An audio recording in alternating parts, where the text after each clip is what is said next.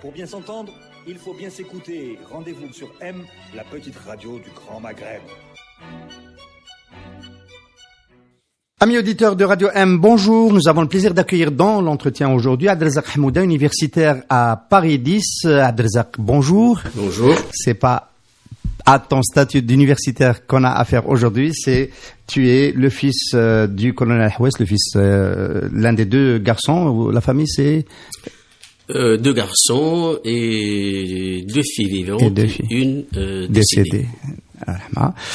Alors, nous avons, il y a eu la semaine dernière la commémoration du 60e anniversaire de l'Istishhad du colonel Houess et du colonel Amir Roche à Bou Saada, le 29 mars 1959.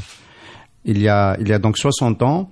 Et cet événement a été commémoré à Mchounich, dans votre fief familial, donc le 29. Comment ça s'est passé? Généralement, il y a deux commémorations. Une à Msila, là où ils sont morts, et à Mchounich. Ça s'est très bien passé. En fait, c'est une commémoration qui se fait chaque année. Donc dans notre ancienne maison qui a été cédée au ministère des anciens Moudjahidines et qui est devenu le musée qui porte le nom de Sil Houess. Donc ça s'est très bien passé. Il n'y avait pas d'autorité comme d'habitude. Est-ce que c'est dû au contexte révolutionnaire? Je pense en partie, parce que le ministère n'est pas venu puisque il n'existait pas de gouvernement. Oui. Et puis non, le reste, il y avait. Le Walid d'habitude vient, le Walid Badla. Oui, mais là il n'était pas venu. Alors, on ne sait pas pourquoi. Est-ce qu'il a été pris il y avait son représentant qui était le secrétaire général de la wilaya. Pour un 60e anniversaire, c'est quand même. Oui, parce que vu les années passées où ils sont là, les ministres. Donc peut-être que le contexte a joué. Peut-être, j'en sais rien. D'accord.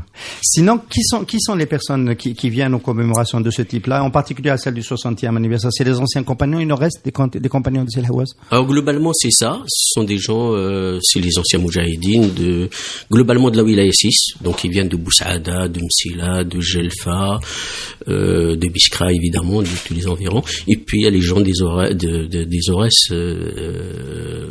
soit de Tkout, de Batna, d'Aris, qui sont aussi en partie des anciens compagnons, puisqu'il a commencé en fait dans les Aurès, quoi.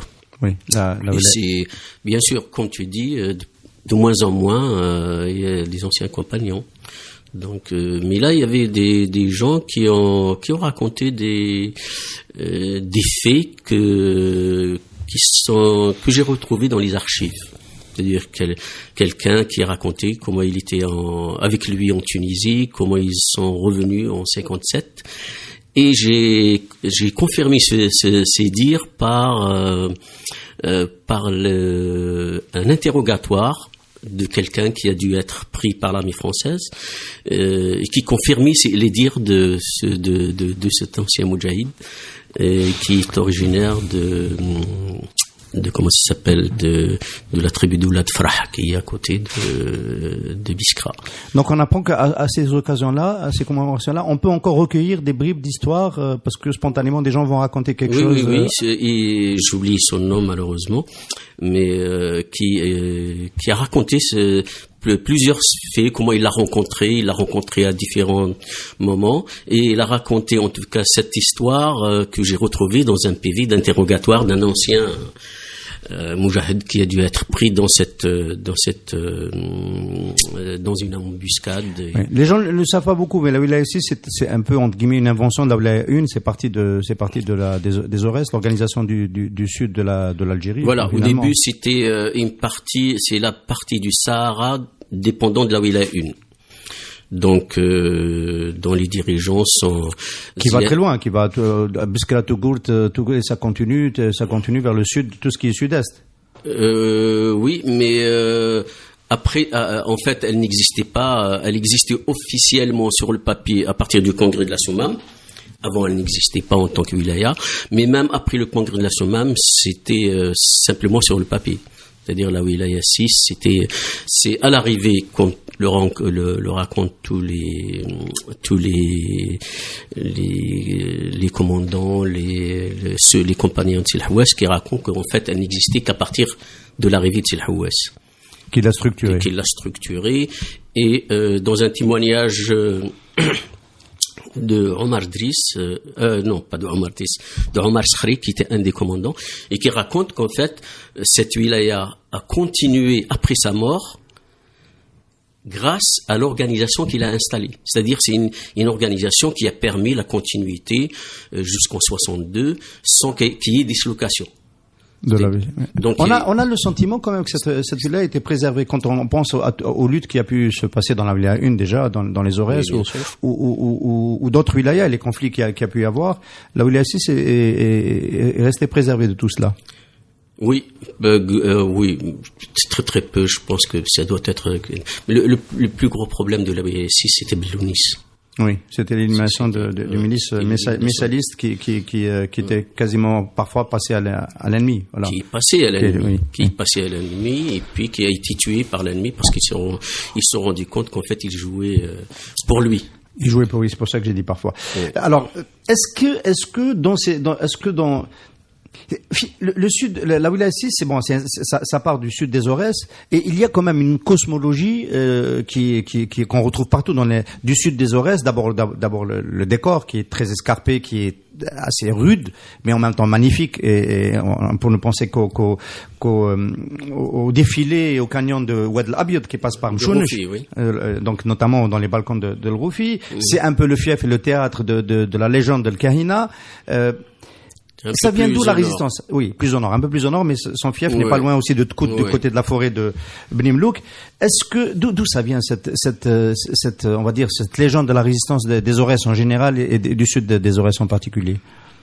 Alors, dans un des écrits comme je m'intéresse beaucoup depuis un certain nombre d'années aux archives de la guerre d'Algérie, de la colonisation, il y a comment on appelle ça? Un capitaine ou un commandant qui, dès 54, juste après le 1er novembre 54, donc le commandement lui a demandé un rapport sur cette région. Et le gars remontait jusqu'à l'ère des Romains. Donc, en montrant que c'était qu'il y a eu de la résistance, en fait, bien avant, quoi. Mais bon, je ne sais pas.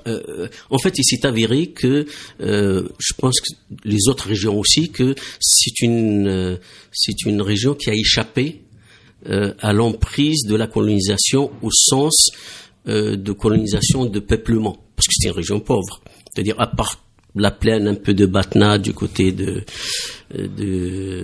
Nourrissen et certains coins où sont installés les religieux, il n'y a pas de grande plaine à l'intérieur des Aurès. À l'intérieur. Non. Donc c'est une région pauvre et qui a échappé à la colonisation de peuplement.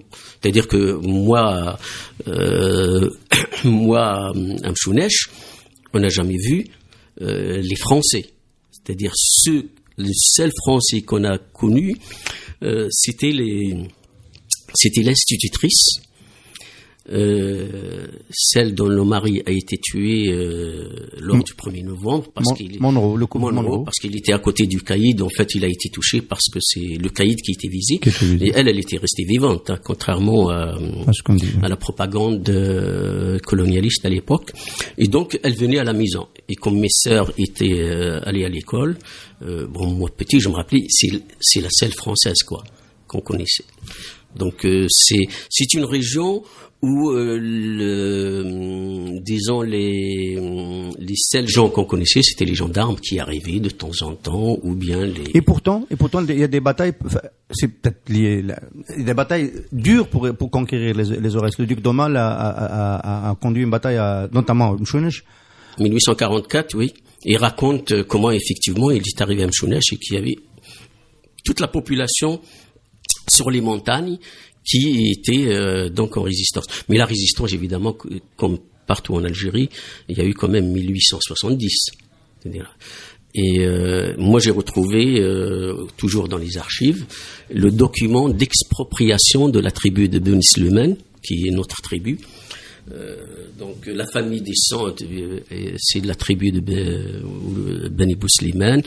Et puis il y a la fraction de Ouled Chaban dont font partie les Hamouda, Chabani et Tkouti.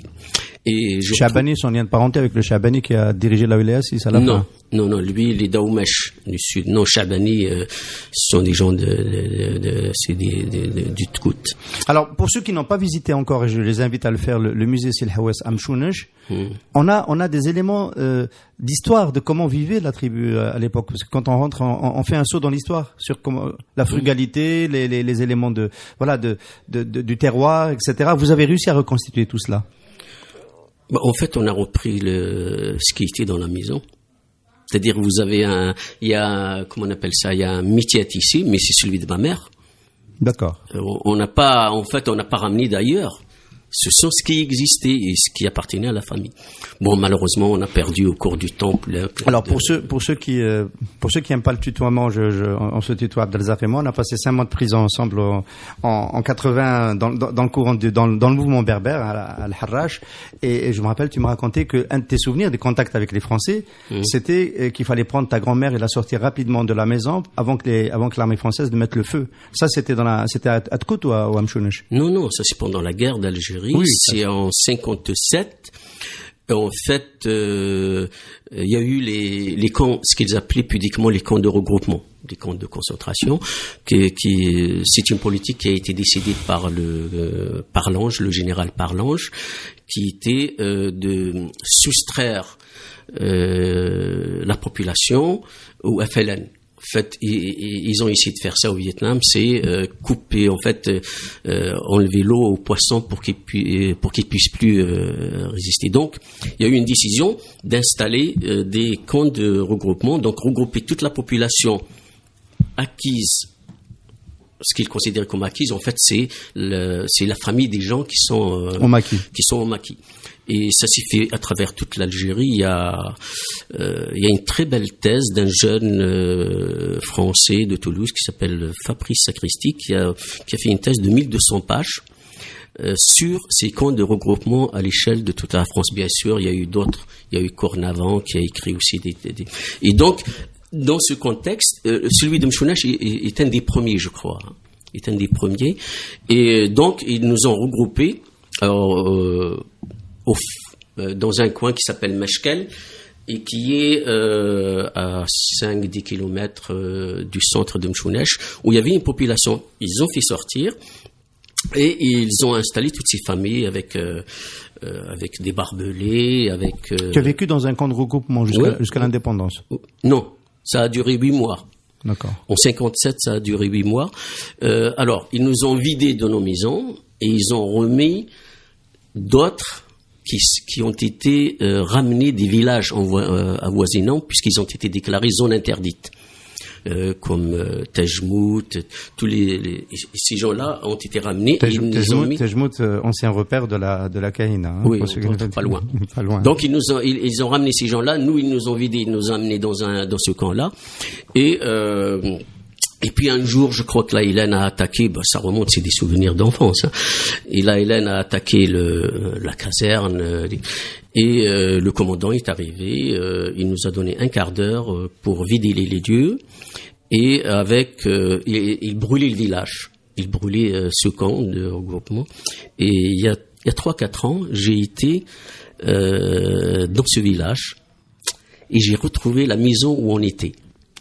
Et toujours avec les poutres en palmier brûlées.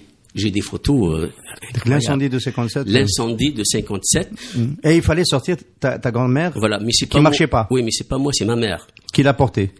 Oui, parce que elle était paralysée, aveugle et paralysée. Donc ma mère et je me rappelle ce soldat avec la torche qui attendait que ma mère sorte, sa mère. Dehors avant de mettre le feu. Donc j'étais avec ma sœur, mes deux sœurs cadettes, pas la grande qui était à Biskra, et avec mon frère. Donc on était petits. Elle a pu la sortir, je sais pas, à 1 mètre de la maison, et puis ils ont ton frère Chaban, qu'on salue à cette occasion. Chaban, on te salue, universitaire, spécialiste du solaire à l'université de Batna, et qui souvent a représenté d'ailleurs la famille dans ces commémorations, puisque toi, oui, c'est lui qui s'occupe pratiquement du musée. Du musée et du patrimoine. Et c'est pour ça que je posais cette question, parce que quand je connais un peu l'itinéraire de la famille, vous avez réussi à sauver quelques biens qui sont aujourd'hui, qu'on peut visiter quand on est un Algérien qui veut connaître un peu l'histoire des héros de la guerre de libération nationale. Et qui sont disponibles, qu'on peut voir. Voilà. Oui, la maison qui a été restaurée par le ministère des Anciens Moudjahidines. Ils ont construit ici, on leur a cédé une partie de la palmeraie, ils ont construit une salle de conférence, une salle d'exposition. Non, il reste quand même de l'animation à faire, parce que bon, un musée, je pense que il ne peut pas vivre uniquement par la commémoration. Il faut qu'il soit investi par des activités d'historiens, de culturels et ainsi de suite. Malheureusement, tous les musées qui dépendent du ministère des Anciens Moudjahides sont à ce stade-là, c'est-à-dire en visitant les autres musées, il n'y a que des photos, mais il n'y a pas beaucoup d'animation. Dans ce musée-là, dans le musée de Silhouest, on est arrivé quand même, et surtout grâce au travail de Chaban et d'un de ses amis, et ils ont réussi à établir une chronologie concernant Mchounesh et les Aurès, c'est-à-dire que ça commence à partir effectivement de la conquête de Mchounesh par le duc d'Aumale, et puis on a toute l'histoire de la wilaya 6, de Mchounesh, et puis on a l'itinéraire aussi des gens qui ont participé. Donc il y a toute une documentation qui permet en fait de retrouver la résistance dans cette partie. On va encore finir sur un point d'histoire rapidement avant de peut-être se connecter sur le temps d'aujourd'hui. Moi, j'ai toujours trouvé que la famille Hamouda, donc les descendants de Silhouet, étaient restés un peu dans la réserve par rapport aux grandes polémiques qui ont marqué l'histoire tout à fait mythique et un peu fantasmagorique de la disparition de l'Hawes et d'Amirouche. Amirouche et l'Hawes, la façon dont ils sont morts. Il y a eu ce fameux livre biographique qu'a signé le docteur Saïd Saadi sur Amirouche, et donc dans lequel on a une thèse sur la façon dont ils sont disparus. Il y a eu évidemment les corps et cette disparition des corps pendant très longtemps. C'était un choix de la famille de rester dans la discrétion, relativement quand même dans la discrétion par rapport. Je compare un petit peu avec Nordin Hamouda, qui était député RCD, qui a beaucoup communiqué sur la question, et de manière polémiste. Oui, mais comme tu dis, il y a de la fantasmagorie aussi. Mohamed Harbi, qui est donc le grand historien algérien, m'a raconté que en arrivant en 60, parce qu'il a été envoyé comme directeur de cabinet de crime à Tunis, oui. Il m'a dit cette histoire, je l'ai rencontrée là-bas à Tunis. On racontait la même histoire quand il est arrivé à Tunis. Non, je pense que il y a beaucoup de fantasmagorie, entre autres parce qu'il y a des historiens entre guillemets français qui ont écrit des choses, mais moi je fais beaucoup plus confiance aux gens qui ont participé déjà à ce combat, des gens et beaucoup ont été écrits aussi, pour dire qu'il était impossible que la France puisse intercepter les communications, et ainsi de suite. Bien sûr, parce que c'est né pourquoi ? Parce qu'il y a un différend. Il est évident qu'il y a un différend entre la résistance intérieure et le GPA, c'est-à-dire la réunion des colonels qui a établi un constat terrible, le manque d'armement, ainsi de suite. Donc les 6 colonels qui devaient se réunir, il n'y en a eu que 4. C'est la wilaya 1, Hajj al-Akhdar, c'est l'Houas, wilaya 6, Amirouche, wilaya 3, et c'est Mohamed Bouguerra. Ali Kafi n'a pas participé, et le colonel Lotfi n'a pas participé parce qu'il était très loin.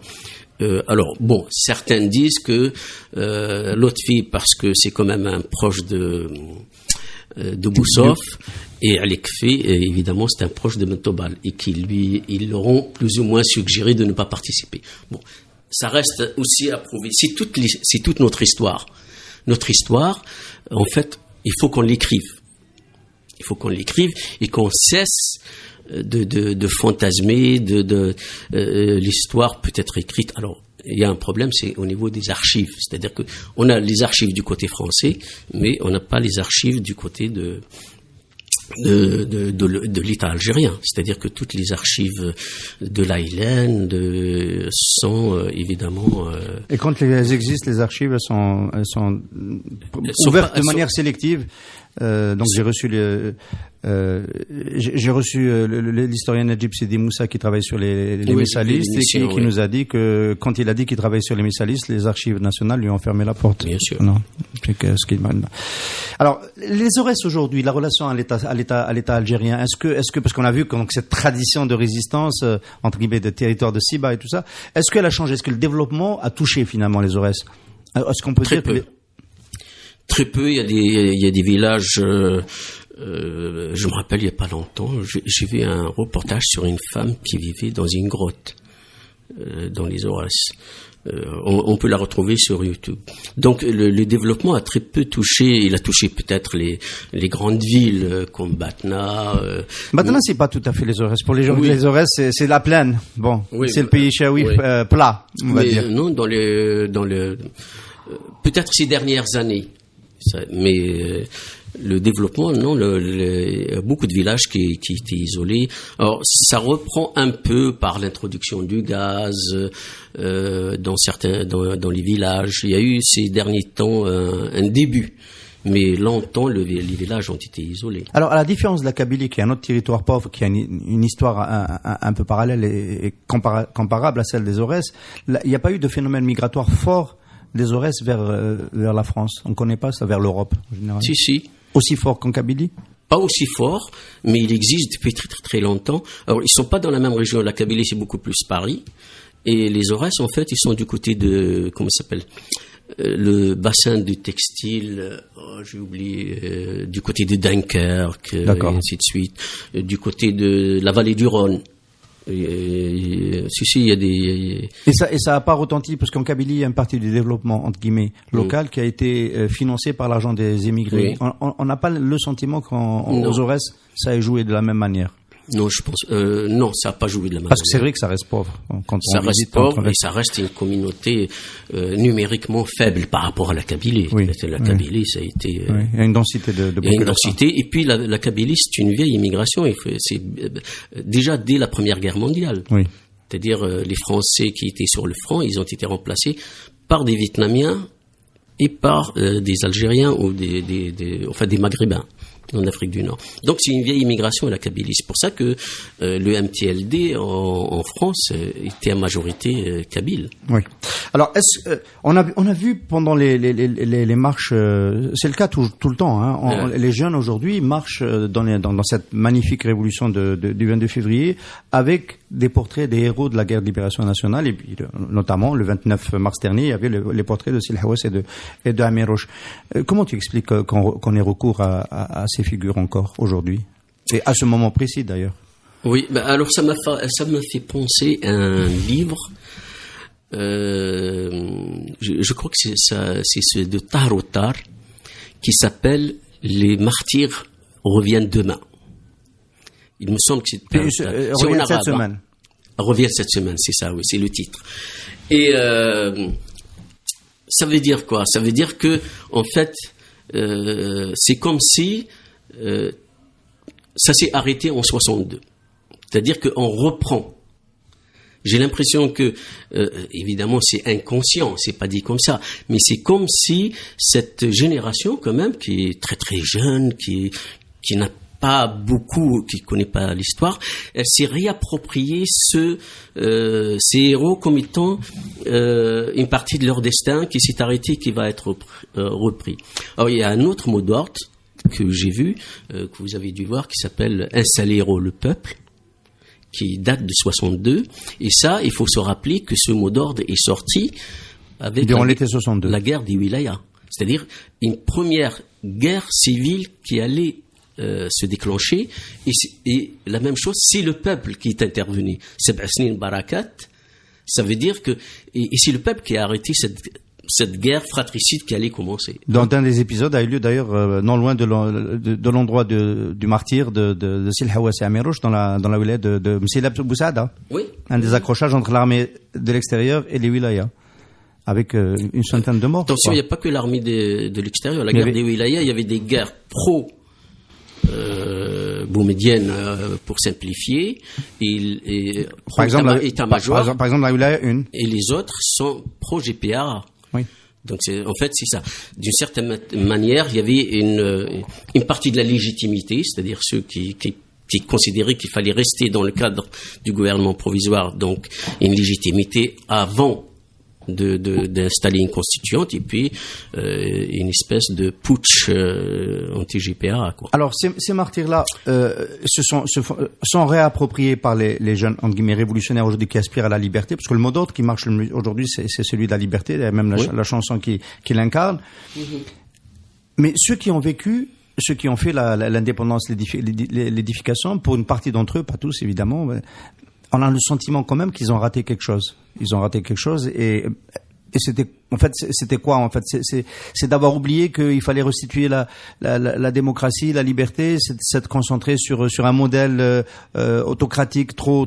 Est-ce qu'il y avait dans l'expérience de la guerre de libération nationale, par exemple la manière de gérer les wilayas, est-ce qu'il y avait des modèles qui auraient pu mieux servir un projet plus libre, plus ouvert après l'indépendance? Alors je connais pas l'histoire des autres wilayas, mais moi j'ai lu dans les archives. Alors ça c'est dans les archives évidemment de l'armée française qui ont eu des PV, parce que quand vous avez une bataille, vous avez les secrétaires ou d'autres qui sont pris, soit les archives tombent, soit je ne sais pas comment ils se sont appropriés. Mais vous avez par exemple, moi j'ai vu les archives de la wilaya 6 où vous avez le conseil. On a le conseil de la wilaya qui fonctionnait d'une manière démocratique, c'est-à-dire que il y a des PV où Sil Hawass disait bon, il nous manque le commandant Ba'rir, c'est un des commandants du staff de la wilaya 6 qui dit bon, on reporte dans 15 jours pour faire la réunion. Pour faire la réunion. D'accord. Mais c'est la même chose que j'ai vu pour la wilaya 3 aussi, que Amirouche, avant de partir à Tunis, il demande l'avis de tout le conseil de la wilaya 3, et vous avez on a les signatures des gens qui disent oui, on est d'accord pour qu'ils partent. Donc il y a un fonctionnement démocratique à ce niveau-là, au niveau des wilayas. Hein. Une forme de collégialité. Une forme de collégialité, c'est-à-dire que c'est pas le colonel qui impose. Donc de ce côté-là, oui. Alors après, on peut pas extrapoler et dire bon, ça aurait pu se dérouler comme ça. Il faut revenir au contexte, c'est-à-dire 62, une guerre terrible. On se rappelle, les gens ne se rappellent pas ce que c'est que la guerre. C'est que vous avez 3 millions d'Algériens, donc qui sont déplacés.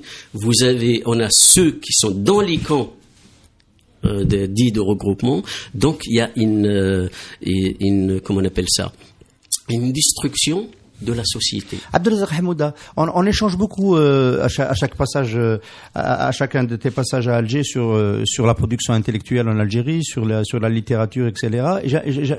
C'est important de rappeler d'où on vient. À la fin de la libération nationale, il y a quand même eu, j'en ai parlé, mais dans un autre style avec Rachid Boujdra ici, il y a quand même eu une tentative un peu révisionniste pour nous dire que c'était pas si mal que ça, la France coloniale.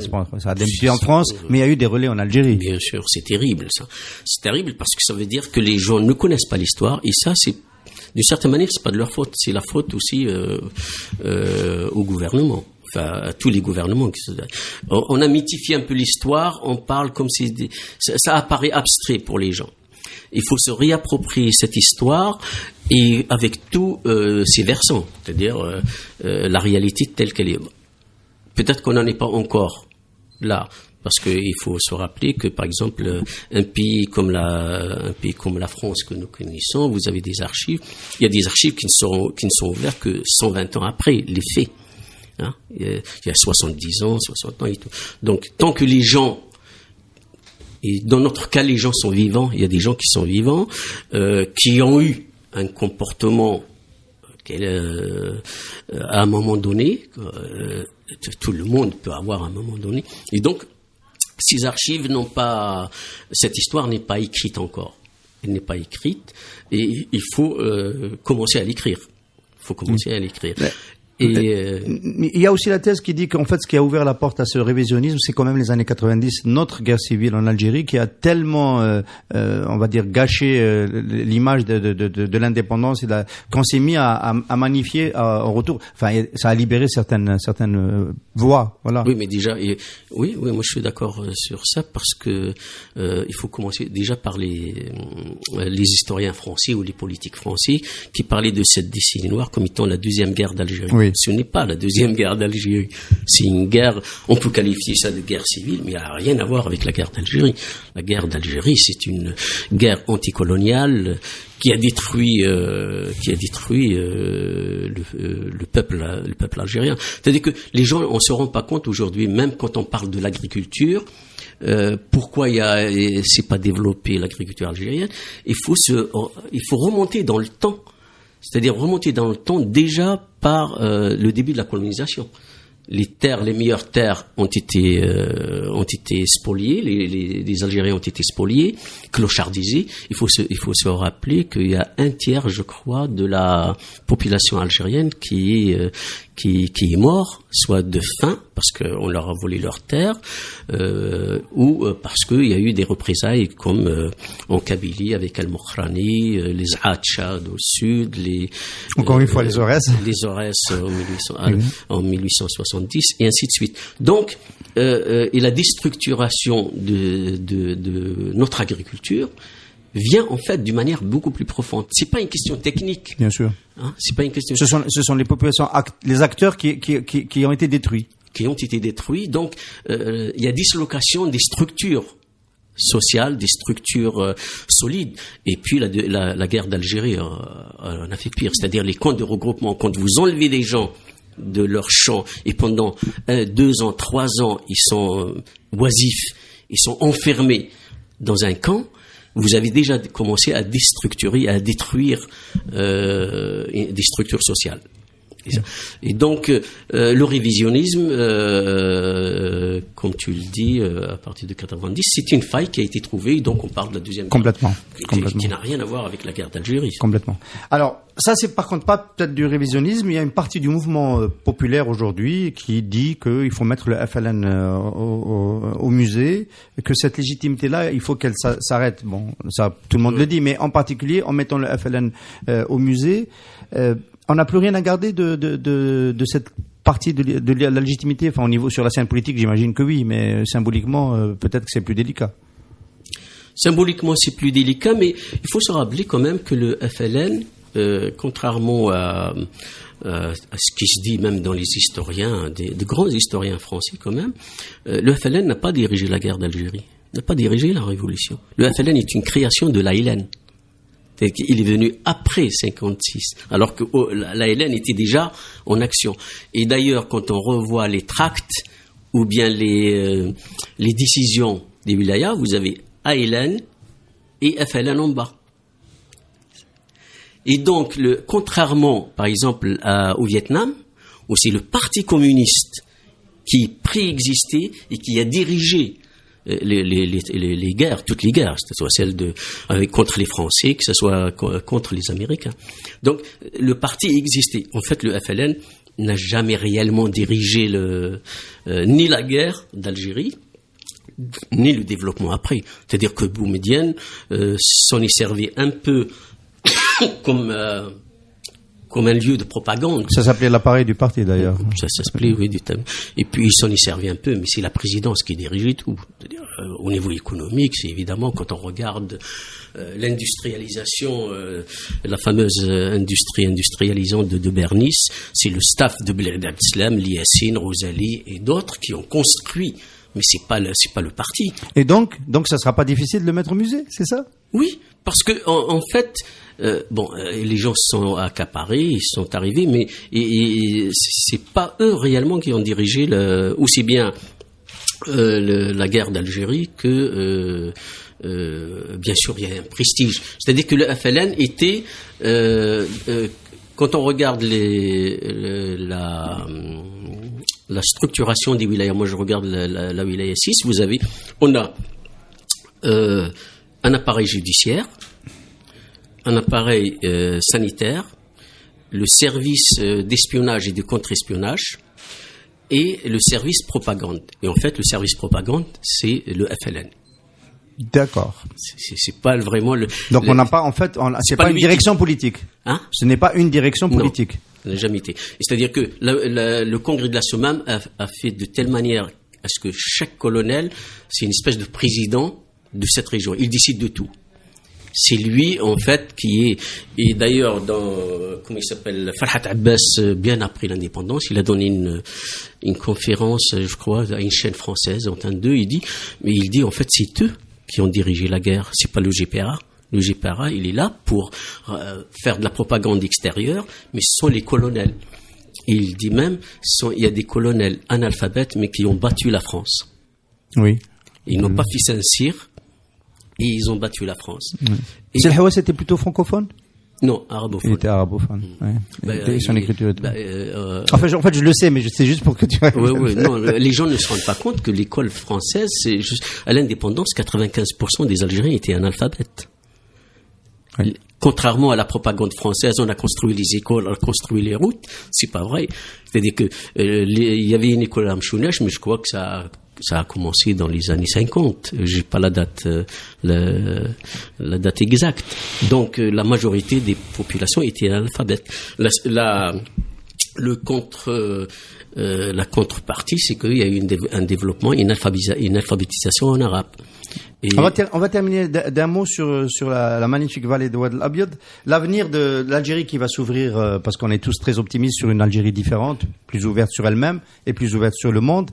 Il y a un vrai potentiel touristique à Mchounesh. Énorme, toute la vallée. Et ça peut se mettre en œuvre, ça. Oui, mais je pense que cette révolution, c'est la meilleure publicité.